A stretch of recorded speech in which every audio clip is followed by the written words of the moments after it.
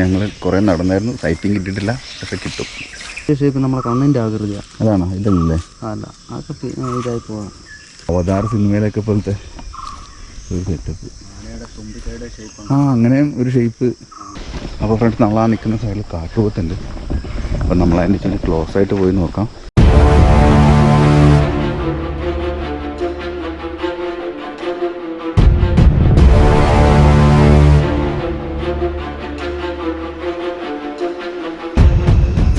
ഒരു പഴമാണ് കഴിക്കണേ. ഇതിൻ്റെ പേരെന്താ?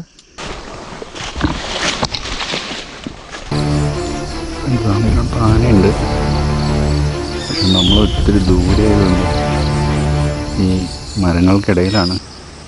വാലൊക്കെ പൊക്കി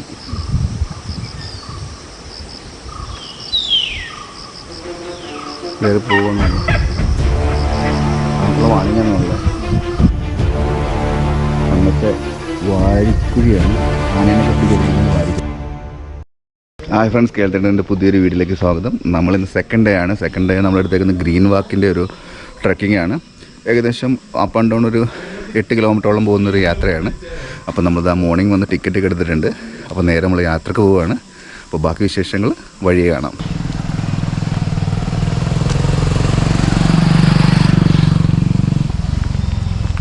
ചേട്ടൻ്റെ പേരെന്ന് പറയാമോ? ശിവപ്രസാദ്. ശിവപ്രസാദ്. എത്ര വർഷം ചേട്ടൻ ഇവിടെ? ഇപ്പോൾ 10 വർഷമാകുന്നു. ചേട്ടൻ 10 വർഷമായിട്ടുണ്ട് ഇവിടെ ഉണ്ട്. നമ്മൾ ആദ്യം കുറച്ച് നടന്നിട്ട് പിന്നെ കാട് കയറണം എന്നുള്ളത്. ഇവിടുത്തെ ഏറ്റവും പീക്ക് ടൈം ഏതായിരിക്കും?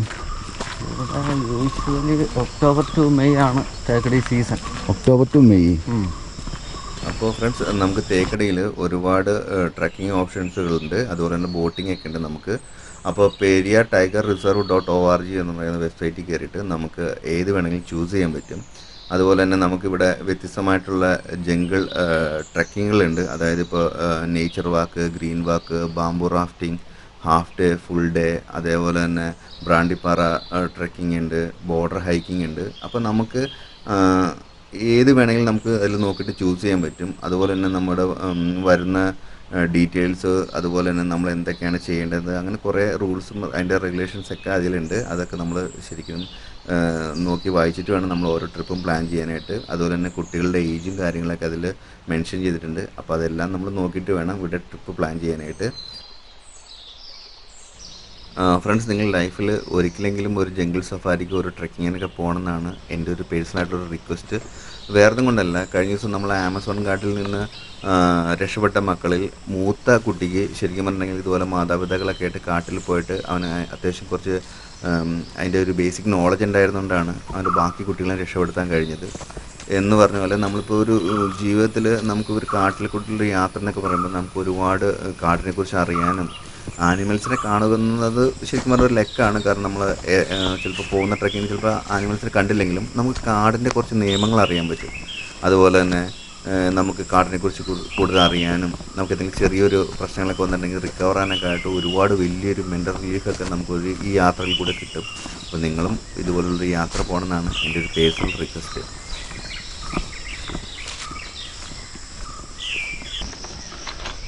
ഫ്രണ്ട്സ്, ഈ നിൽക്കണം ചന്ദനമരമാണ്.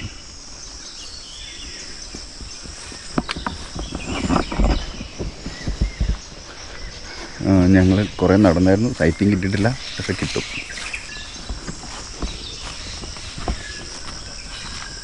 ഇത് താഴോട്ട് വന്ന് നിൽക്കുന്നതായിരുന്നു.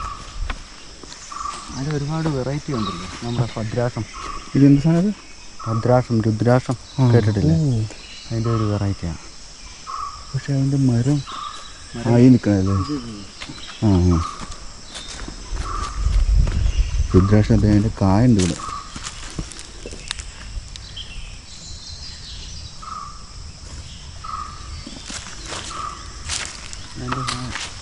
ഇത് രുദ്രാക്ഷത്തിൻ്റെ കായല്ലേ? ഇത് തന്നെ ഒരുപാട് വെറൈറ്റി ഉണ്ടെന്ന് തോന്നുന്നല്ലേ? ഒറിജിനൽ രുദ്രാക്ഷം ഇതിൻ്റെ ഷേപ്പ് ഇതേ കിടക്കണം കേട്ടോ. ഇതിൻ്റെ ഷേപ്പ് നമ്മളെ കണ്ണിൻ്റെ ആകൃതിയാണ്. അതാണോ? ഇതല്ലേ? അല്ല, അതൊക്കെ ഇതായി പോകാം. ഇതിൻ്റെ അകത്തുള്ള ഒറിജിനൽ എടുക്കുന്ന കാക്ക നമ്മുടെ കണ്ണിൻ്റെ ആകൃതി. കണ്ണിൻ്റെ ആകൃതി. ഇതാട്ട് വെറൈറ്റി ആല്.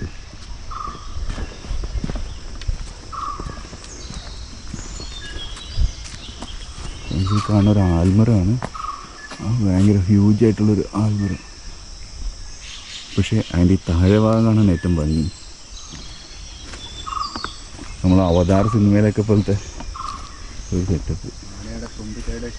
അങ്ങനെ ഒരു ഷേപ്പ്.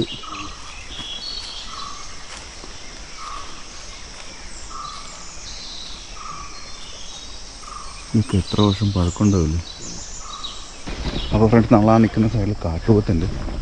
അപ്പം നമ്മളതിൻ്റെ ചെന്ന് ക്ലോസ് ആയിട്ട് പോയി നോക്കാം. നമുക്ക് വിഷ്വൽസ് എടുക്കാൻ വേണ്ടി നിൽക്കുന്ന ദൂരെയുള്ള കാട്ടിലുണ്ട്. അപ്പോൾ ജസ്റ്റ് അങ്ങോട്ട് പോയി നോക്കാം. ഫസ്റ്റ് സൈറ്റിങ് ഉണ്ടായിരുന്നത് കാട്ടുപോത്തിൻ്റെയാണ്.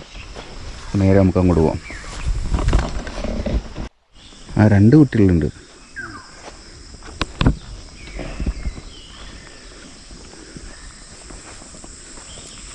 ഫ്രണ്ട്സ്, നമ്മൾ നിൽക്കുന്ന സ്ഥലത്ത് കാട്ടുപോത്തും അതിൻ്റെ 2 കുട്ടികളുണ്ട്. അപ്പോൾ നമ്മളതിൻ്റെ വിഷ്വൽ എടുക്കാൻ വേണ്ടി ഞങ്ങളുടെ അടുത്തേക്ക് പോവുകയാണ്.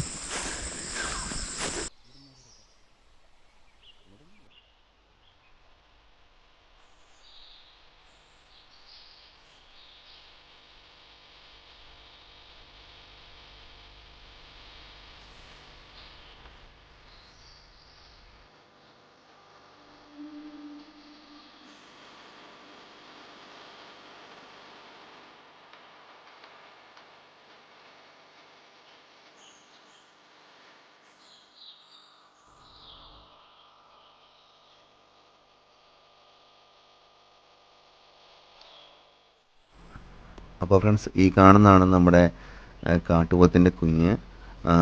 അതിൻ്റെ കുഞ്ഞിലെ ശരിക്കും നമ്മുടെ നാട്ടുപ്രദേശത്തൊക്കെ പശുക്കിടാവിൻ്റെ ഒരു സൈസും അതേപോലെ തന്നെ അതിൻ്റെയൊക്കെ ഒരു കളറായിരിക്കും, ഒരു കാവ്യ കൂടിയ ഒരു കളറായിരിക്കും കുഞ്ഞ് പ്രായത്തിൽ നമ്മുടെ കാട്ടുപോത്തിന് ഉണ്ടാകുന്നത്. ഒരു പ്രസവത്തിൽ സാധാരണ ഒരു കുഞ്ഞാണ് ഉണ്ടാകുന്നത്. നമ്മളിപ്പോൾ ഈ വിഷെടുക്കുമ്പോൾ ഏകദേശം ഒരു 3 കുഞ്ഞുങ്ങളെ കിട്ടിയായിരുന്നു. കാരണം അതൊരു കൂട്ടമായിട്ടുണ്ടായിരുന്നു. പക്ഷേ അതുങ്ങൾ മേഞ്ഞ് നടക്കുമ്പോൾ അത് 3 എണ്ണത്തിനെ നമുക്കൊരു ഫ്രെയിമിൽ തന്നെ കിട്ടിയായിരുന്നു. ഫ്രണ്ട്സ്, അപ്പോൾ ഈ കാണുന്നതാണ് ഒരു ന്യൂ ബോൺ ബേബിയാണ്. കാരണം പ്രസവിച്ചിട്ട് ഏതാനും മണിക്കൂറേ ആയിട്ടുള്ളൂ. കാരണം അത് അതിൻ്റെ കാലൊക്കെ ഉറച്ച് വന്നേ ഉള്ളൂ നടന്ന്. അപ്പോൾ നമുക്ക് അതിൻ്റെ ഒരു വിഷയം എടുക്കാനുള്ളൊരു ഭാഗ്യം ഉണ്ടായിരുന്നു. ഈ ഒരൊറ്റ ഫ്രെയിമിൽ തന്നെ നമുക്ക് ആ 3 കുഞ്ഞുങ്ങളെയും കിട്ടുന്നുണ്ട്. അത് ഞാൻ ഈ വീഡിയോയിൽ ആഡ് ചെയ്തിട്ടുണ്ട്. അപ്പോൾ ഫ്രണ്ട്സ്, ആദ്യമായിട്ടാണ് നമ്മുടെ ചാനൽ കാണുന്നുണ്ടെങ്കിൽ നമ്മുടെ ചാനൽ സബ്സ്ക്രൈബ് ചെയ്യുക. വീഡിയോ ഇഷ്ടപ്പെടുകയാണെങ്കിൽ ലൈക്ക് ചെയ്യുക. നിങ്ങളുടെ വിലയേറിയ എല്ലാ നിർദ്ദേശങ്ങളും നമുക്ക് കമൻസ് ആയിട്ട് അയയ്ക്കുക. അപ്പോൾ ഓക്കെ ഫ്രണ്ട്സ്, നമുക്ക് വീഡിയോ കണ്ടിന്യൂ ചെയ്യാം.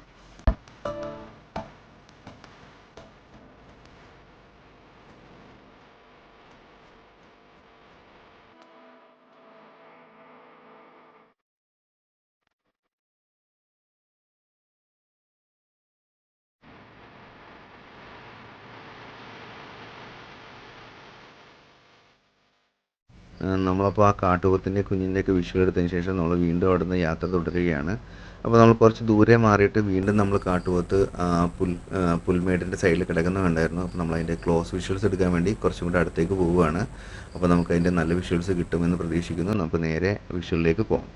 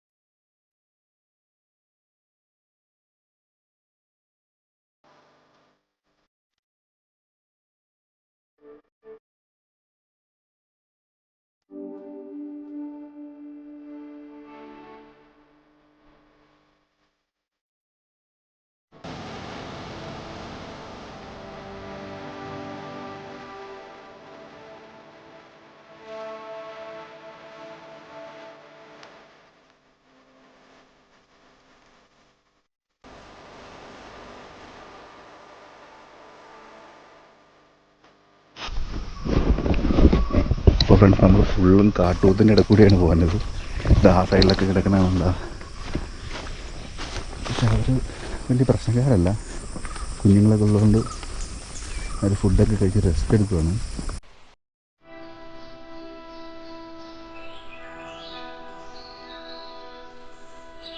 ചിത്രശലഭങ്ങൾ കുറേ ഉണ്ട്.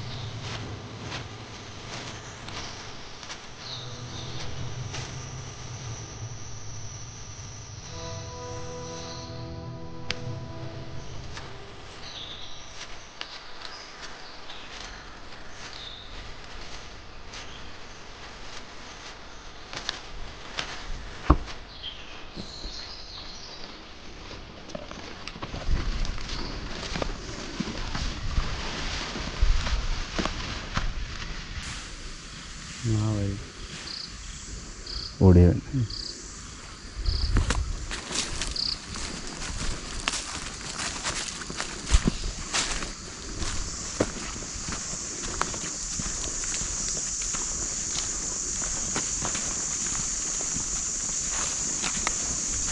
നമ്മളിവിടെ കണ്ട തവളയാണ്. ഈ കരിയിലയുടെ കൂടെ കിടന്ന് കാണാൻ പറ്റില്ല, അതേപോലത്തെ ഡിസൈൻ. എന്താ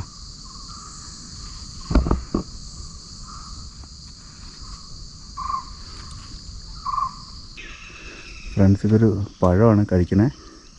ഇതിൻ്റെ പേരെന്താ? മലയാളത്തിൽ ചേട്ടൻ കൈ പിടിച്ച് കാണിച്ചേ. മലയാളത്തിൽ പേരുള്ളതായിട്ട് എനിക്കറിയില്ല. ഫ്രണ്ട്സ്, ഇതൊക്കെയാണ് ഭംഗി എന്ന് പറയുന്നത്. ആലുകൾ തമ്മിൽ കണക്റ്റഡ് ആയിട്ട് ഒരു ആർച്ച് പോലെ അതിൻ്റെ ഇടയ്ക്കുന്ന സൂര്യപ്രകാശക്കാനുണ്ട്. ഉണ്ടോ?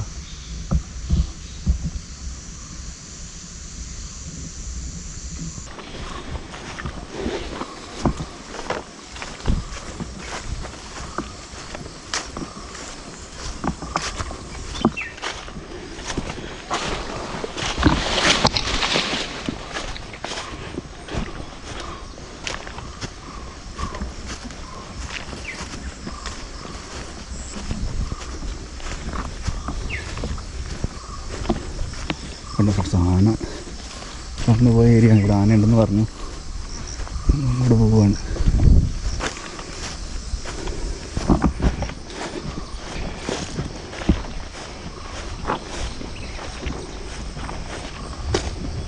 അപ്പോൾ ഫ്രണ്ട്സ്, നമുക്ക് ഇച്ചിരി മാറി അങ്ങോട്ട് ആനയുടെ കൂട്ടം കിട്ടിയായിരുന്നു. അപ്പോൾ നമ്മൾ ഇച്ചിരി ക്ലോസ് ആയിട്ട് പോവുകയാണ് അതിൻ്റെ വിഷ്വൽസ് എടുക്കാൻ. അപ്പോൾ നേരെ നമുക്ക് വിഷ്വലിലേക്ക് പോകാം. ഫ്രണ്ട്സ്, അതിനകത്ത് ആനയുണ്ട്, പക്ഷെ നമ്മൾ ഒത്തിരി ദൂരെ ആയതുകൊണ്ട് ഈ മരങ്ങൾക്കിടയിലാണ് ക്ലോസ്ഡ് ആണത്.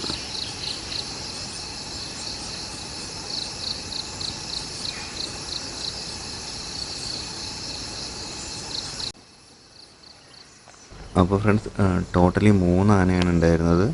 അതിൽ 2 വലിയ ആനകളും ഒരു ചെറിയ കിടക്കുന്ന ഒരു ചെറിയ കുട്ടിക്കൊമ്പനായിരുന്നു. അപ്പോൾ ഈ കുട്ടിക്കൊമ്പൻ ഉറങ്ങുന്നതുകൊണ്ട് ബാക്കി 2 ആനകളും ബാക്കിയുള്ള പരിസരങ്ങളൊക്കെ വീക്ഷിച്ചുകൊണ്ടിരിക്കുകയാണ്. കാരണം മറ്റുള്ള മൃഗങ്ങളൊക്കെ ഇതിനെ അറ്റാക്ക് ചെയ്യാതിരിക്കാൻ വേണ്ടി അവർ 2 സൈഡിലേക്ക് തിരിഞ്ഞ് നിന്നിട്ട് ഫുള്ളും ആ കാടിനെ വീക്ഷിക്കുകയായിരുന്നു. അങ്ങനെ കുറച്ച് നേരം കഴിഞ്ഞപ്പോൾ ഈ നിൽക്കുന്ന ആന നമ്മുടെ സ്മെല്ല് പിടിക്കുകയുണ്ടായിരുന്നു. അതിനുശേഷം കുഞ്ഞിനെ അവിടെ നിന്ന് എണീപ്പിച്ചിട്ട് അവർ പയ്യനെ അവിടെ നിന്ന് മൂവ് ചെയ്യുമായിരുന്നു. മൂവ് ചെയ്യുന്ന സമയത്ത് നമുക്ക് കുട്ടിക്കൊമ്പനെ നന്നായിട്ട് ക്ലിയറായിട്ട് വിഷ്വൽസ് എടുക്കാൻ പറ്റി. അതിലതിൻ്റെ ചെറിയൊരു കൊമ്പൊക്കെ കാണാൻ പറ്റി. അങ്ങനെയാണ് ശരിക്കും പറഞ്ഞാൽ അത് കുട്ടിക്കൊമ്പനെ നമ്മൾ തിരിച്ചറിഞ്ഞത്.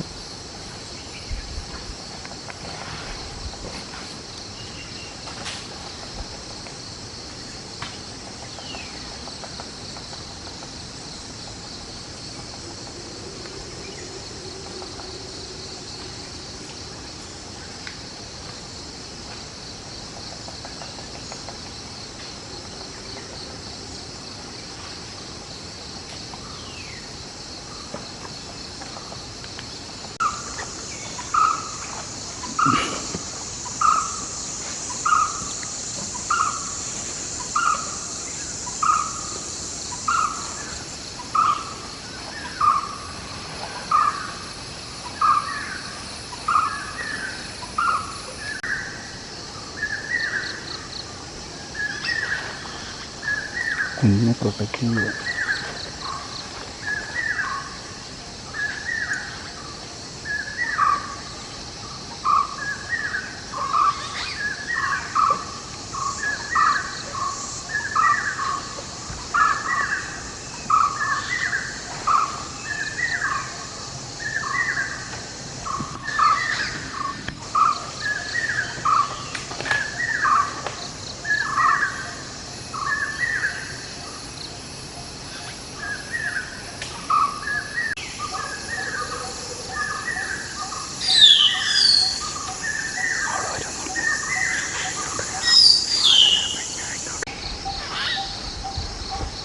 കൊമ്പനല്ലോ ആണോ? അല്ല,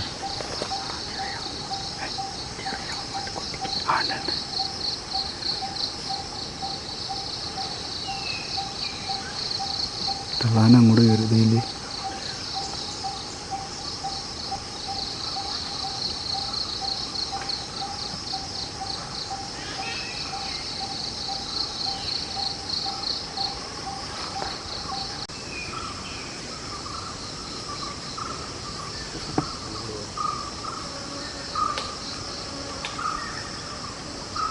പണി കിട്ടുമോ?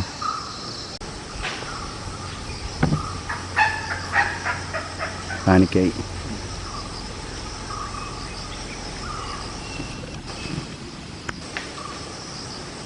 വാലൊക്കെ പൊക്കി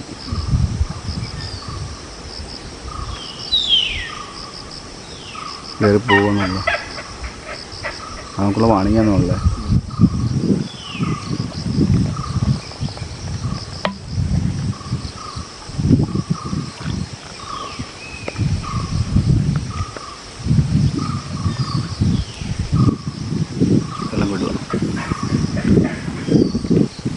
അപ്പോൾ ഫ്രണ്ട്സ്, ഈ വിഷ്വൽ കണ്ടിട്ടുണ്ടെങ്കിൽ നമുക്കറിയാൻ പറ്റും ആ 2 വലിയ ആനകളുടെ വാല് മുകളിലേക്ക് പൊക്കിയിരിക്കുകയായിരുന്നു. അതുപോലെ തന്നെ അതിൻ്റെ 2 ചെവികളും അതിൻ്റെ ബോഡിയോട് ചേർത്താണ് എന്ന് വെച്ചത്. കാരണം അവർ അത്രയും അറ്റാക്ക് ചെയ്യാനായിട്ട് അത്ര അഗ്രസീവായിട്ട് നിൽക്കുകയാണ്. അതിൻ്റെ ഒരു ലക്ഷണമായിരുന്നു അത്. അപ്പോൾ നമ്മൾ അവിടെ നിന്ന് കുറച്ചുകൂടി ഇങ്ങോട്ട് മാറി നിന്നിട്ടാണ് അതിൻ്റെ വിഷ്വൽസ് എടുത്തത്. കാരണം കുഞ്ഞുള്ളതുകൊണ്ട് അത് നല്ല രീതിയിൽ അറ്റാക്ക് ചെയ്യാനുള്ള ചാൻസ് കൂടുതലായതുകൊണ്ട് നമ്മളവിടെ കുറച്ചും കൂടി മാറി നിന്നിട്ടാണ് ആ വിഷ്വൽസ് എടുത്തത്. അതിൽ തന്നെ ആനയുടെ ഒരു സൗണ്ടും നമുക്കതിൽ കേൾക്കാൻ പറ്റുമായിരുന്നു. ഇങ്ങനെയുള്ള ഒരുപാട് അറിവുകൾ നമുക്ക് കിട്ടുന്നുണ്ടെങ്കിൽ ഇതുപോലുള്ള ട്രെക്കിങ് വളരെ ഇമ്പോർട്ടൻ്റ് ആണ്. കാരണം നമ്മളെക്കൊണ്ട് സാധിക്കുമെങ്കിൽ ഇതുപോലത്തെ യാത്രയൊക്കെ പോകുകയാണെന്നുണ്ടെങ്കിൽ നമുക്കിങ്ങനെ ഓരോ മൃഗങ്ങളുടെ മൂവ്മെൻറ്റ്സും അതുപോലെ അവരെ അഗ്രസീവ് ആണെന്നും എങ്ങനെ റിക്കവർ ആണെന്നൊക്കെ നമുക്ക് അറിയാൻ പറ്റും. അത് ഇങ്ങനെ ഒരു ട്രെക്കിങ് കൂടി മാത്രമേ അത് സാധിക്കുകയുള്ളൂ.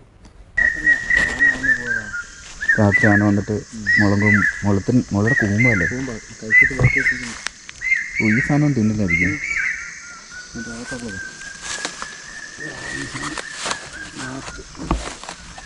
ആ അതിൻ്റെ ആ മറ്റേ തെങ്ങിൻ്റെ ഒക്കെ പോകുന്ന പോലത്തെ ഈ ആനപ്പിണ്ടൊക്കെ പന്നി കുത്തി മറിക്കണേ.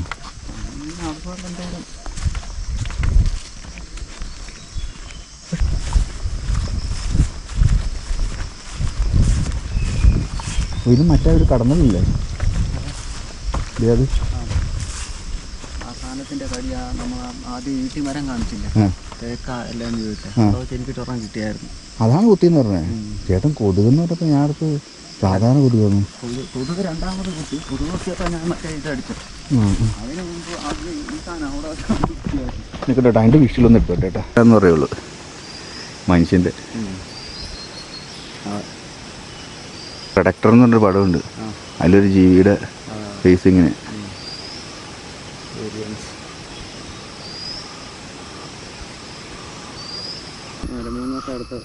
3 വർഷമായിട്ട് വരുന്നുണ്ട്. ഓ ഇതിൻ്റെ കൊമ്പിൻ്റെ കളറ് ഇതേ കളറല്ലേ? ആ സ്കിന്ന് വന്ന് മൂടിയിട്ടല്ലേ കളറ് വ്യത്യാസമായിട്ടിരിക്കണേ? ഓ ഓ ഓരോ സ്ഥലത്ത് നിന്ന് കുറച്ചുകൊണ്ട് ഇങ്ങനെ വൈറ്റായിട്ട് കഴിക്കുന്നു. ആ നിങ്ങൾക്ക് കാട്ടിൽ നിന്ന് കിട്ടുമ്പോഴല്ലേ? ഓ ഇവിടെ സ്റ്റേ ഉണ്ടായിരുന്നു? ഇല്ല, സ്റ്റേ കൊടുക്കുന്നല്ല, ഇവിടുത്തെ പ്രൊട്ടക്ഷൻ സ്റ്റാഫിൻ്റെ കണ്ടുപോകുന്നതാണ്. ഓ ഓ ഓ ഉപയോഗിൻ്റെ ആദ്യത്തെ ഡാമിലാണ് മെറ്റലെല്ലാം സ്റ്റെപ്പെല്ലാം പോയി കിടക്കുന്നത്. ആ ഹാ ഹാ.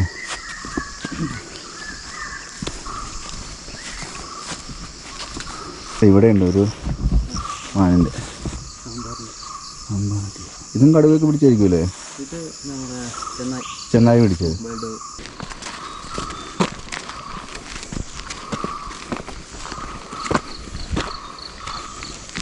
അപ്പോൾ ഫ്രണ്ട്സ്, നമ്മൾ ഈ കാണുന്നതാണ് നമ്മുടെ ചെവിയന്നത്ത്.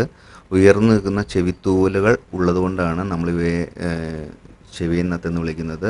ഇതിൻ്റെ മെയിലും ഫീമെയിലും സെയിം ഒരേപോലെയൊക്കെ തന്നെ ഇരിക്കുന്നത്. ഇപ്പം നമ്മളതിൻ്റെ മെയിലും ഫീമെയിലും നമുക്ക് കിട്ടിയിട്ടുണ്ട്. അപ്പോൾ ഫ്രണ്ട്സ്, ഈ കാണുന്ന പണ്ടത്തെ വാരിക്കുഴിയാണ്, ആനേനൊക്കെ പിടിക്കുന്ന വാരിക്കുഴി. ഇനി ഇതിപ്പോൾ ആ മണ്ണിട്ട് മൂടിയതാണോ അല്ലെങ്കിൽ ഇത് മഴ പെയ്ത് മണ്ണ് നിറയുന്ന? രണ്ടെണ്ണം ഉണ്ട്. ഇതിൽ ആനേനെ കിട്ടിയിട്ടുണ്ടെന്നാണ് ചേട്ടൻ പറയണത്.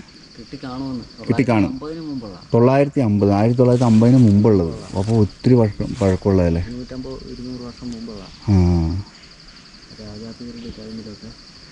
പണ്ടത്തെ അല്ലേ?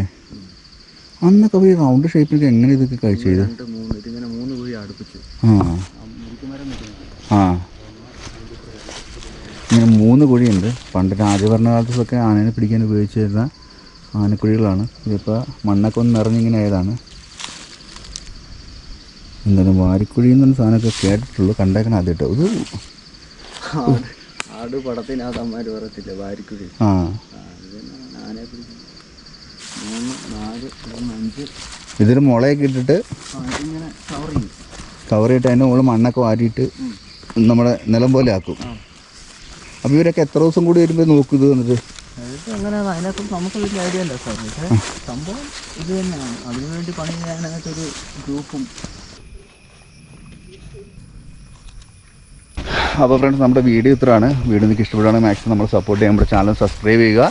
വീഡിയോ ഇഷ്ടപ്പെടുകയാണെങ്കിൽ വീഡിയോ ലൈക്ക് ചെയ്യുക, ഷെയർ ചെയ്യുക, കമൻറ്റ് ചെയ്യുക. നിങ്ങളുടെ എല്ലാ വിലയേറിയ നിർദ്ദേശങ്ങളും കമൻറ്റ് ചെയ്യുക.